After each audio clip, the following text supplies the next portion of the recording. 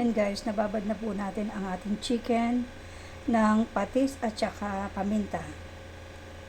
Ito po ang ating cornstarch. Maglalagay po tayo. Apat na spoon po.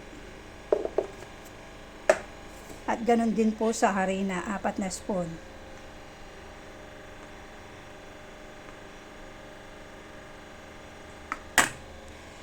Lagyan na natin ng paminta at ngayon lagyan natin ng garlic powder. Mga ingredients natin, ito yung bawang, butter at saka salted egg. Itong lulutuin po natin ay salted head greens. Magpiprito muna tayo. Ayan guys, magpiprito na tayo. Second batch ng chicken.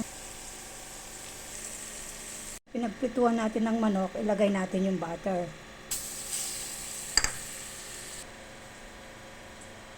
Lagay na natin yung bawang.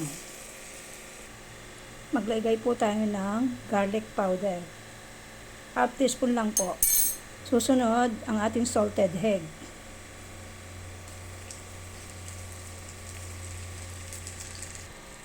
Yan guys, nalagay na po ating salted egg. Aluin lang ng aluin.